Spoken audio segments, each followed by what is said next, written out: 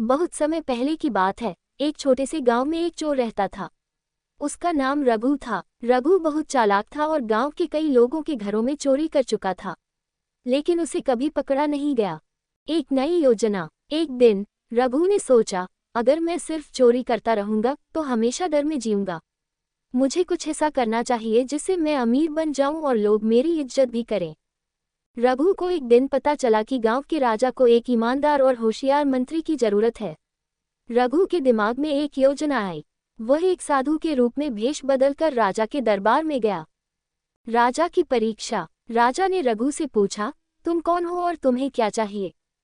रघु ने जवाब दिया, महाराज, मैं एक तपस्वी हूँ। मुझे दुनिया की बहुत समझ है। अगर आप चाहें तो मैं आपके राज्य को और भी समृद्ध बना सकता हूँ। राजा उसकी बातों से प्रभावित हुआ, लेकिन उसने रघु की परीक्षा लेने का फैसला किया।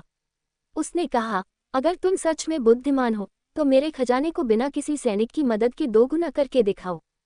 चालाकी और व्यापार। रघु समझ गया कि अब उसे अपनी चतुराई दिखानी होगी। उसने राजा से कुछ धन और स्वतंत्रता मांगी। फिर उसने उस पैसे से व्यापार करना शुरू किया। वह सस्ते में सामान खरीदता और महंगे में बेचता। धीरे धीरे उसने राजा के लिए बहुत सारा धन इकट्ठा कर लिया।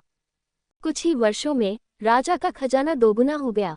राजा बहुत खुश हुआ और उसे अपना मुख्यमंत्री बना दिया।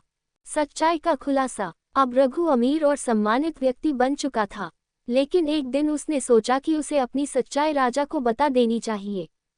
उसने राजा से कहा, महाराज, मैं पहले एक चोर था, लेकिन जब आपने मुझे एक अवसर दिया तो मैंने अपनी बुद्धि का सही उपयोग किया और राज्य के लिए धन कमाया। राजा मुस्कुराया और कहा, रघु, तुम्हारी ईमानदारी और मेहनत ही तुम्हारी असली ताकत है। अगर तुमने अपनी चतुराई गलत कामों में लगाई होती तो शायद तुम कभी पकड़े जाते, लेकिन तुमने अपनी बुद्धि का सही उपयोग किया, इसलिए आज तुम इतने बड़े मंत्री हो। इसके बाद रघु ने कभी चोरी नहीं की और राज्य के लिए काम करता रहा। वह एक चोर से एक अमीर और सम्मानित व्यक्ति बन गया। सीख। किसी भी व्यक्ति का अतीत महत्वपूर्ण नहीं होता, बल्कि उसका वर्तमान और भविष्य उसके कर्मों पर निर्भर करता है। यदि बुद्धिमानी और चतुराई का सही उपयोग किया जाए तो कोई भी व्यक्ति सफल हो सकता है।